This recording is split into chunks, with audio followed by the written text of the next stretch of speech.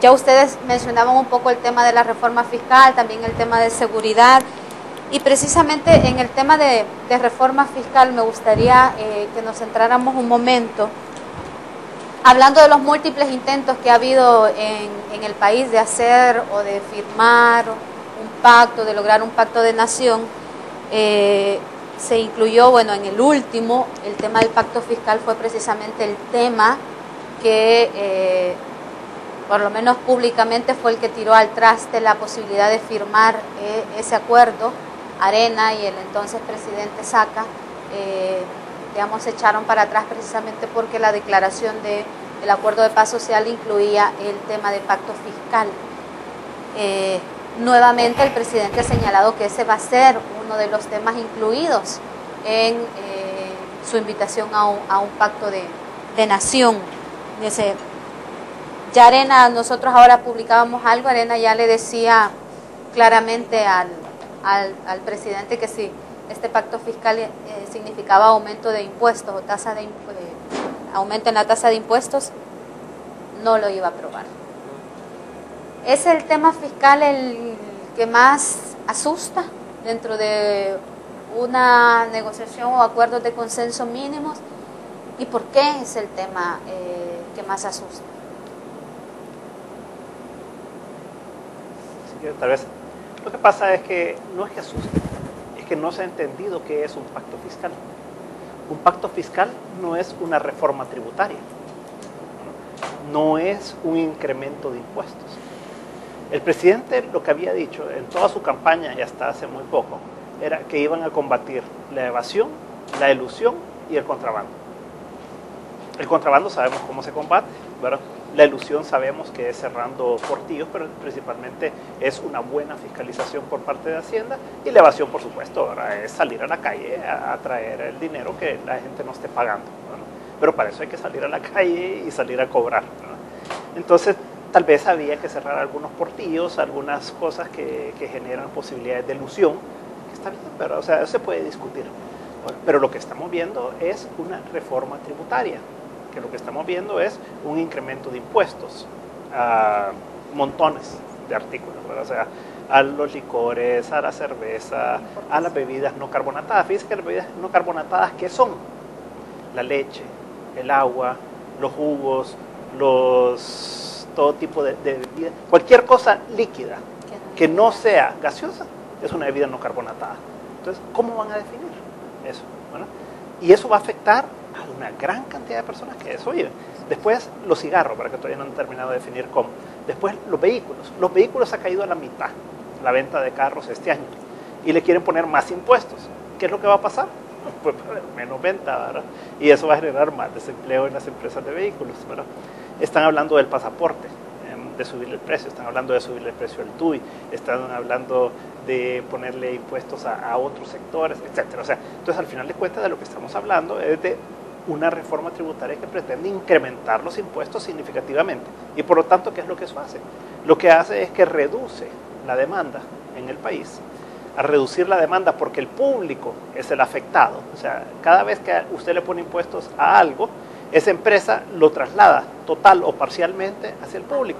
Y el público tiene que pagar más. Y por lo tanto el público, al subirle el precio, ustedes lo saben con el periódico, baja la demanda, ¿verdad? O sea, se consume menos. Por lo tanto, al consumirse menos, se requieren menos insumos, ¿verdad? Por ejemplo, en ciertos productos de bebidas, por ejemplo, no se necesita azúcar, ¿verdad? En las cantidades que se necesitaba antes. Eso tiene su impacto, y así en cada uno de los sectores. Pero además eso genera desempleo, porque hay menos producción, por lo tanto se necesita de menos personas para producir, para distribuir, etc.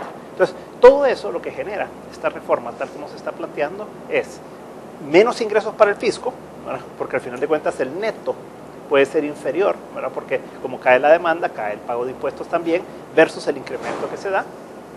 Por el otro lado, es el desempleo, ¿verdad?, que se genera, y el impacto que esto tiene a largo plazo en las empresas, ¿verdad? Y eso para la reactivación económica es un problema. La otra parte es el eliminar el 6% del drawback.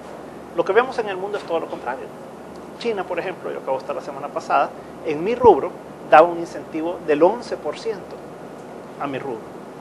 Y eso era hasta el año pasado, que lo había reducido. Hoy lo devolvió a 13%. En textiles, que hemos estado viendo todas las textileras salvadoreñas, ahí es el 17% el incentivo que da el gobierno chino a las textileras chinas. Pero además en el sector industrial la energía eléctrica es un factor fundamental para la producción. Y ahí les regalan la energía eléctrica, porque es bajo carbón y la alcaldía les regala a las plantas locales el carbón. Por lo tanto, la energía eléctrica es baratísima, etc. Entonces, al final de cuentas, nosotros competimos en un mundo global, pues, y las empresas salvadoreñas para exportar más tienen que competir contra todas estas.